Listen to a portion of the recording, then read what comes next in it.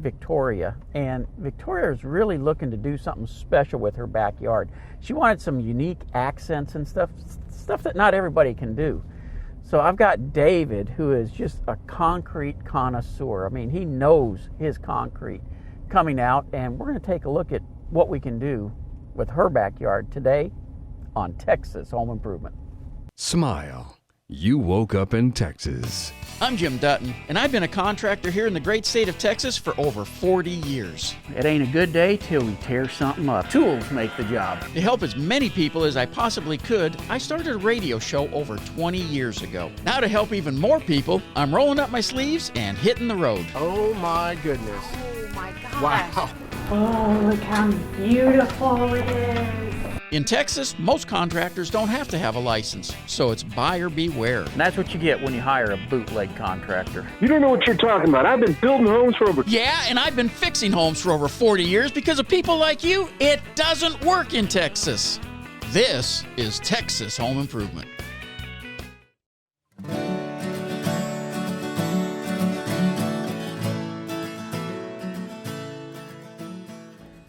Hey, David, good to see you. Jim, good to see you. Have a seat, David. Sure. Tell me a little bit about your background. I mean, how'd you get into this? Well, Jim, I've been doing landscaping and hardscaping and that type of thing for years. My dad used to go in the mountains up in Cuba, New Mexico, Albuquerque, New Mexico area. There's a ranch we had up there, and he used to come in and bring trees. We'd ball and burn that and bring them in. And he started the landscaping business doing that. So we used to go out and get the rocks and make rock walls, just a rock at a time with the mud, with the mescla, and Yep. put it in there, a rock at a time. We built the whole wall, and it would take us a long time. So my dad came up with an idea and said, what if we've got concrete, put it against the wall, kind of an erosion control type of thing, and we kind of carved some rocks out of that, and I thought, cha-ching, this is it. This is it, we could do this. And of course, this was back in the early 90s, and we started doing that. And we go back and look at some of the walls we did with that, and I'm like, a little scary, because not, nothing compared to what it is now, but we've taken and developed it little by little. And I think the thing all along was to try to produce a wall that was, was vertical. When I moved from New Mexico to New Hampshire, we started developing a wall, because everybody did the beautiful granite walls, and I'm like, I got to compete with that. So, what we did is, with the concrete, I was trying to get it to stand, up. Right. Tried to get concrete without a form. It was just the thing. Everybody thought, well, you got to use a form. But if you use the form, it gets set up. You ever heard about peeing up a rope? That's kind of the same thing you're trying to do. That's exactly what I did. So I went to engineers and I went to chemists, and they said, well, you can make it set up with accelerators, or you can retard it, but you can't do both. Right. Met with a chemist down in Kentucky, and he helped me develop a product that was hydroscopic. He said, this is what you should do. And he showed that, and we started using it, and man, it worked like a dream. And ever since then, we have kind of proprietary product we call Wall Builder. Put it in it, so it draws the water from the atmosphere into the concrete. And so now you're curing on a slower base, and it's drawing water all the time. So it's phenomenal. So now you get a stronger concrete, but now I got concrete that can stand up, stack, and trowel it all off like I would do a patio or hancat, and then carve into it. And then of course we stained it. The goal was to constantly make it look like a real rock wall. And with doing all that, I mean, obviously your techniques have probably changed some over the years. Correct. And probably even some of the tools. As I was building, I like building waterfalls. When we used to do it with real rocks. The real rocks, so you can never kind of seal up real good. You know what I mean? It's always leaking, and the liners and all the business. I went and studied with a company that did cladding, where they would spray the concrete on there. And I thought, I'm going to go. So I kind of went to work for them almost a year. And I said, because I'm trying to learn. That's how you get knowledge, So I went in there off and on helping them out, and I learned how to do the GFR. Well, they had the big old cutters and the big machines. They did a face coat and I was doing out of rock, rubber molds. Right. You'd get a mold of a rock feature. You'd put it in there, you release it, and then you put the spray coat, and you put it. But they were huge and heavy, and it would take 2 weeks to cure. And I thought, what if you had all of it in one bag? You don't have to buy a $50,000, $60,000 apparatus to spray it and cut the fibers and all that stuff like that. So we developed the GFRC bag mix with the polymer, and we put the polymer liquid. That was our first generation, one. Then we went to 2, 3, and now we have incredible product now that we're going to make an outdoor kitchen. It's so strong, take a sledge to it, couldn't break it. We're going to make a waterfall, and the rock will look so real. Now we like realism, the real rock, everything, and the speed to which it goes up is just phenomenal. Well, and that's what I keep hearing is how fast this is. I mean, time is money. I mean, it's to be able to come in and build something quickly, especially in this part of the country where we never know when it's going to rain again. Correct. That can be tough. Well, I think the biggest thing about concrete that I've learned is where you did landscape, you did a rock at a time, the guys would kind of go, okay, we got this rock, we do this, and they just did their own pace. Right. When the concrete comes, it tells you what to do. Yeah, it get it says, done you or will finish me, and you'll Yep. finish me now, and if you don't, I'm going to stay like I am. Yep. And it's just, and it's going to look like it is. So, you know, we have to be very efficient and very, you know, yes, do it fast, but do it beautifully, and I have to add everything. So there's a lot to it. And so that's what I like about the concrete. You say, oh, you did it. How can you do it in 1 day, or how can you do it in 2 days? Well, concrete comes. It has to be done in 1 day. We don't get the concrete and go, you know, we'll finish it tomorrow. It's right there. You got to have it finished. So how fast after you've set the concrete are you able to start carving it? Well, once it goes down, we stack it up. Probably within the minute it's all troweled up, and then within 30 to 40 minutes, Okay. we start carving it. And sometimes when you get a you know harder, if it goes 90 degrees or 100 degrees, something like that, and you have some high humidity, you carve it right away, and Yeah. it usually almost stacks, you know, very quickly. So what do you do when it's 105 here in Texas? We use a retarder in it Okay. to help out, but the wall builder goes in it, kind of sets it down a little bit too. So what do you got in mind for Victoria here? Well, there's a lot of things you guys talked about and what y'all wanted to do. I think the best way to do is probably to just show you my ideas through a rendition. Not a bird's eye view, but an actual drawing. So why don't I draw a sketch, a quick sketch, and kind of a rendition of what we're going to do. I think that'll work the best. Fair enough? Sounds All good. right, Let's yeah. take a look.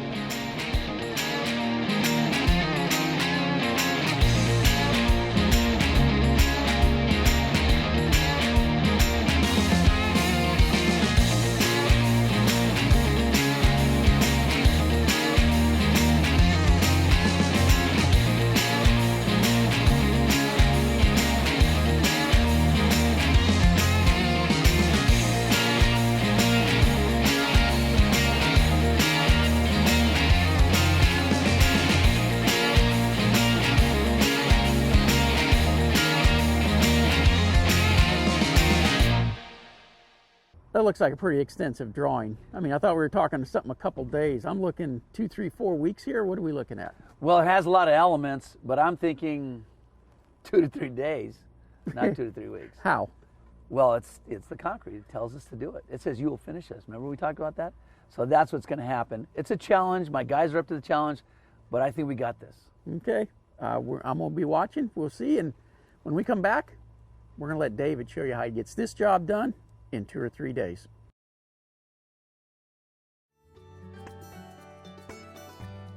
What we're doing is taking out this old retainer wall, which was failing, and replacing it. It's about just under 4 feet, and we're taking this all the way around this other side here. Usually if you go over a certain amount, you know, and you're doing not a replacement, but a regular wall, a lot of times you need engineering, stuff like that. Here we're not going as tall, and so we're taking out this stuff. We're gonna get rid of these ties here. Concrete will be here to 12, but I think we'll be fine. It looks good. We're gonna take this right up in here. We're gonna have concrete stacked against here. Then we're gonna carve it to look like rock. And so as much as people think it's a challenge to do that, how do you get it from slumping? We have a technique and a way to do it. We have a chemical, so we're on for the challenge.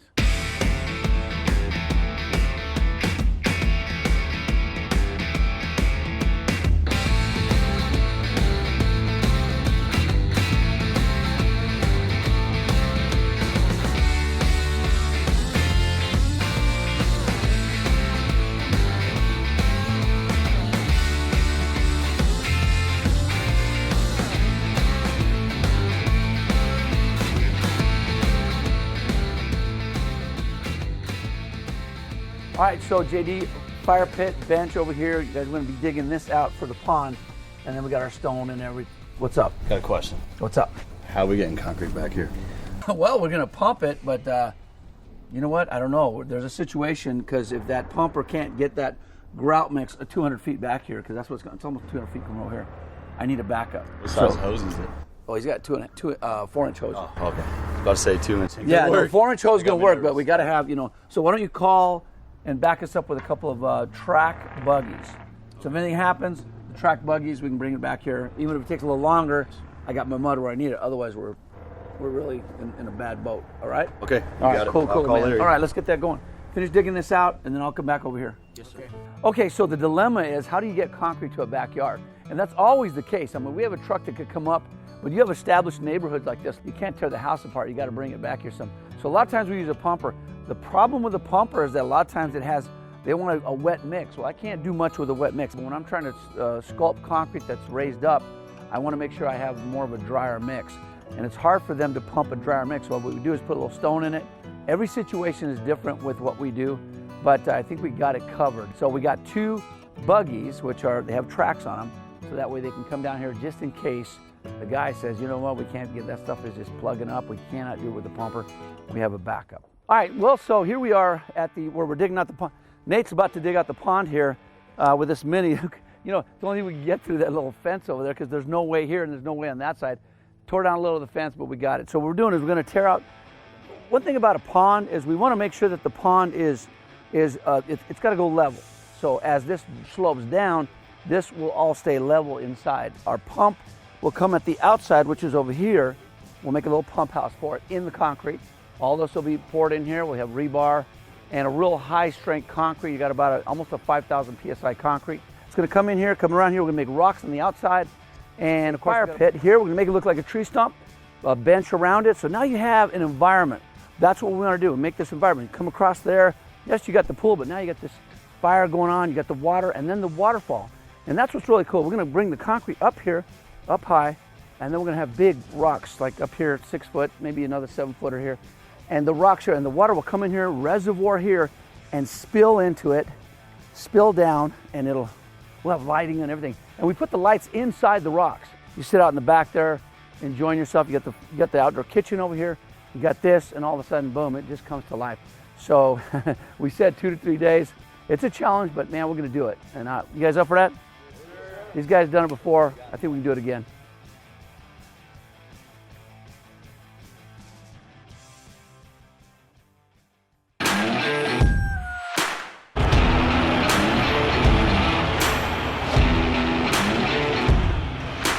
Tell Dave it is soup. It's like a 6. Maybe it's like a 4.5 or a 5. They brought the truck. It's wet. I can't deal with wet. And not only that, but it's not even a 2,000 PSI. I need like a 5,000 PSI. I need something with real strength. I need more bag mix. I need like a 9 to 10 sack mix. He's checking on it now and see if we can fix this. Might have to have another truck brought out, but either way, we won't pour this stuff until it's right. It's the sack mix we need, but it's just kind of wet. So we're going to see what we can do to use that, even wet as it is. So we'll see. We're going to take some out and look at it. It's going to have to take a little setup. It's a high slump, but it'll set up.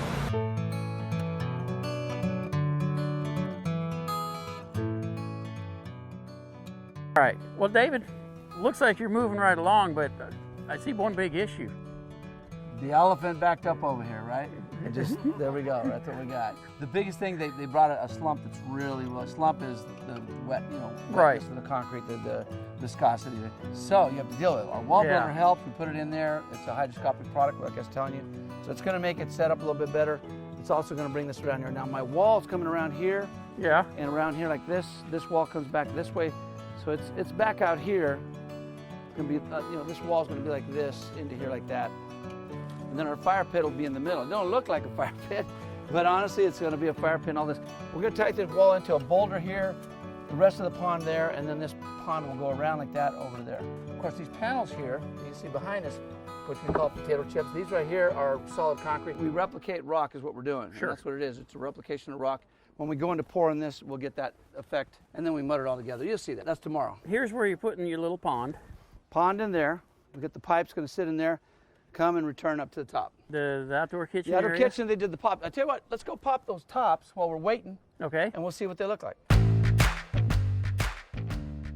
This will be the countertops. The countertops, which I call them kind of marble, even though it's concrete, but we have the marble effect we put on there. Right. So while that concrete setting, we thought we'd come and pop these. Generally, even in a 60, 70 degree weather, you can pop them in, I'm going to say about an hour. Okay. It's been 2 hours. So let's pop it and see what it looks like. One thing about it is you have that dry marker board that you put on there, so when it comes off of it, it's like glass. Yeah, I've been waiting for you to do this part because I watched them as they set it up. And yeah, and you're like, what did you do? It's like the mess over there. You can see what we do with that. But let's go ahead and pop this. So this will go on one of the tops, the bar. Right. And then the kitchen goes in there, and then the other bar comes in. We got one more to pour there, pop there. All right. Well, the countertops look great. I still ain't believe you can have all that done today. Oh, you have little faith, right? We'll get it. All right. Let's pop this other one here and we'll get out of here. Well, right now, we're right in the middle of kind of finishing up the details of the carving. And the carving, of course, later on when it dries, has to be stained and everything.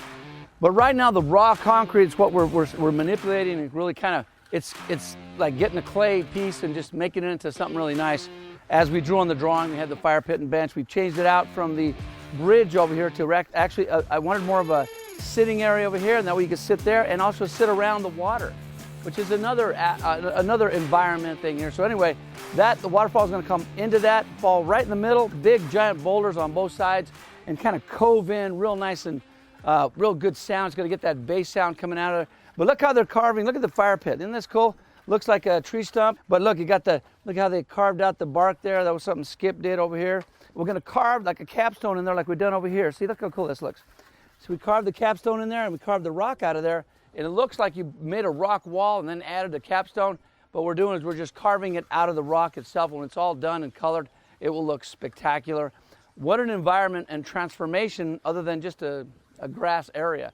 This gives you a living area. You know, sit there with the fire pit, you know, put the fire and everything like that, and we'll have this all done. By tomorrow night, we should have the water running and the color on it and everything, and everybody's sitting around here with the barbecue all set. We've got the island we're putting in together, so a lot to do tonight. Concrete's not gotten here till, it didn't get here till, well, just now. It's 2:30, and there's 2 trucks. That's 20 yards of decorative stuff we gotta do.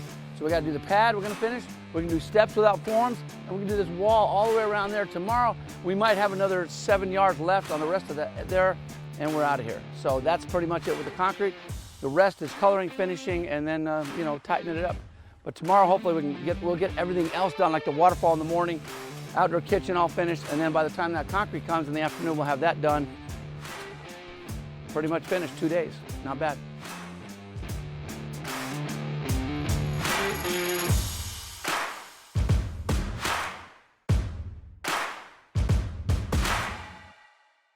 Well, you know, the best laid plans don't always work, but you know, the concrete company gave us a really wet mix. We went ahead and put that in the back, and you see over there we did the patio, knocked that out. I can't use it for the wall. I wanted to do part of the wall, get that out of the way, right? In one day, all of this and part of the wall, but it's a material problem. Not that we can't do it, but it's a material problem. So what we're doing right now is we're gonna throw the other flat work on the other side down, no forms, just up to where we're at. We'll bring the rocks to it decoratively. And tomorrow when I get the drier concrete, then I'll finish up the wall and this little wall here and the steps without forms, and we'll be done with this project. Well, you know, when you run into a material issue where they bring the wrong stuff, they had 2 trucks here. We sent the other one back. We just said, that's, you know, we're not paying for that. And really, when you have that happen, you kind of got to make do. Like, you know, I couldn't use this on the wall, but I could use it on the flat work, so they finished the flat work. So the guys are really good at making use of you know, a situation that kind of is not perfect. And so now, when you have a drier mix, you can do what you have to do. It's not always that way. So, but look what we did, even with the stuff that was not as wet, but a little drier, and in no time, look what we had here. Bench, fire pit, it's really nice. Good job. I'm excited. I'm pleased with what they did today. Think about it, trying to do this much work in that much time.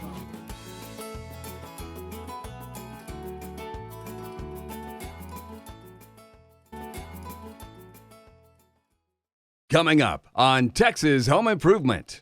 Well, we checked with them already. We called. Okay. We checked our measurements, what we're doing, and they said, yeah. Did you go check with the city on? Yeah. Well, there's no permitting for this. They're not permitting for a waterfall. Did you check permit to verify at least the retaining wall? Yeah, the retaining wall has to be over the total 4 feet. Not just technically terribly. Depending on what it's holding up, like it's cold, probably. All right. I'll be right back, sir. Yeah, so he'll be here around 4 o'clock. Okay. Yeah, so if you want to come back about 4 o'clock. All right, thank you, sir. All right, thank you. Hey, got a question during the week? Go to our website, thipro.com, and click on the Ask Jim button. If you're looking for a great contractor, one that'll treat you fair and get the job done right, go to thipro.com and take a look at the contractors in your area that I've already checked out. Now don't forget to listen to Texas Home Improvement, your total home improvement source. every Saturday at 12 o'clock on WBAP, Sundays on KRLD. Where's your way out? Yeah,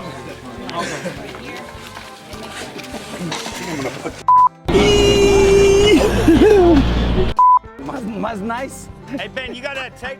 Se mira más nice. It's much Still better got that tape, man? with the bumper than this stupid wheelbarrow like the máquina machines. All right. Si quiere, comienza.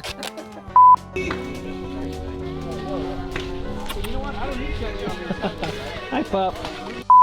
Absolutely, yes, sir. 3, 2, 1. Yeah! Yes.